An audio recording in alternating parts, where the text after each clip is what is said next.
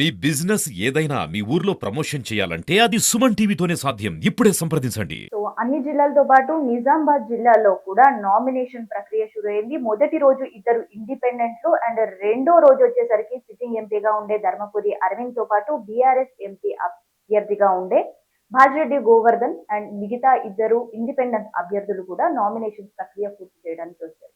So ఇదంతా కూడా ఈ ప్రక్రియ అంతా కూడా ఇక్కడుండే కలెక్టరేట్ లో ఆర్ఓ ఆఫీసర్ రిటైనింగ్ ఆఫీసర్ ఉండడంతో అక్కడే కార్యక్రమాలన్నీ కూడా జరుగుతున్నాయి. అయితే కలెక్టరేట్ ఆఫీస్ గేట్ దగ్గర నుంచి లోపల వరకు కూడా దాదాపు 100 మీటర్స్ వరకు కూడా 144 సెక్షన్ విధించిండ్రు పోలీస్ అధికారులు. అందుకనే వచ్చే అభ్యర్థి విజువల్స్ తీసుకోవడానికి కావచ్చు, వాళ్ళు మీడియాతో మాట్లాడడానికి కావచ్చు, ఎటువంటి ఉన్నా కూడా గేట్ బయటే చేసుకోవాలంటూ అక్కడ ఒక ప్రత్యేకంగా మీడియా పాయింట్ అనేది కూడా ఏర్పాటు చేయడం జరిగింది. సో వచ్చిన ప్రతి అభ్యర్థి కూడా మీడియా పాయింట్ లో వచ్చి మాట్లాడడం ఇవన్నీ కూడా 2 రోజులుగా సాగుతూనే ఉన్నాయి. అయితే ధర్మపురి అరవింద్ ఎవరైతే నామినేషన్స్ ప్రక్రియ పూర్తి చేయడానికి సెట్ 1 రావడం జరిగిందో ఆయనతో పాటు రైతులని కూడా తీసుకొని రావడం అనేది ఈసారి ఒక స్పెషల్ అనే చెప్పొచ్చు. ఎందుకంటే ఎవరు ఎప్పుడు వచ్చినా కూడా రాజకీయ పార్టీ నేతలతో పాటు క్యాబినెట్ తో కావచ్చు, లేదంటే మాజీ ఆ, మంత్రులుగా ఉండే వాళ్ళని తీసుకొని వస్తుంటారు. కానీ ఈసారి మాత్రం ధర్మపురి అరవింద్ రైతులతో ఆయన నామినేషన్స్ వేయడానికి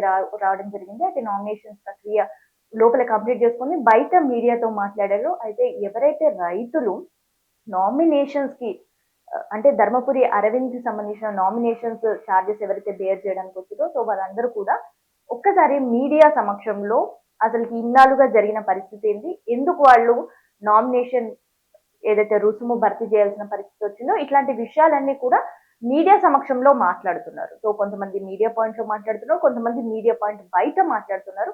సో ఇన్ జనరల్ గా ఎవరు జర్నలిస్టులు ఉన్నా కానీ వాళ్ళతో మాట్లాడే ప్రయత్నం అయితే చేస్తుంటున్నారు. సో అట్లనే ఒక జర్నలిస్ట్ సంబంధించి ఆయన అక్కడ రైతులతో మాట్లాడే సందర్భం ఉంది. సో ఆయన మాట్లాడుతున్నారు. సో ఇక్కడ అంత సవ్యంగా సాగుతుంది. కానీ ఆఖరి నిమిషం అంటే 2 గంటల సమయం ఆ ప్రాంతంలో ఒక ఏసీపీ ఇక్కడ 144 సెక్షన్ ఉంది, ఎట్టి పరిస్థితిలో ఇక్కడ మాట్లాడొద్దు అని ఒక మాట చెప్తుంటే బాగుంటుంది. కానీ వస్తూనే చాలా దురుసు ప్రవర్తన అక్కడ ఉండే జర్నలిస్ట్ ని నెట్టివేసే పరిస్థితి అండ్ నెట్టివేయడంతో పాటు రైతులను కూడా నెట్టివేసే పరిస్థితి వచ్చింది. సో దాంతో ఒక గందరగోళ పరిస్థితి అయితే కాసేపటి వరకు ఉంది.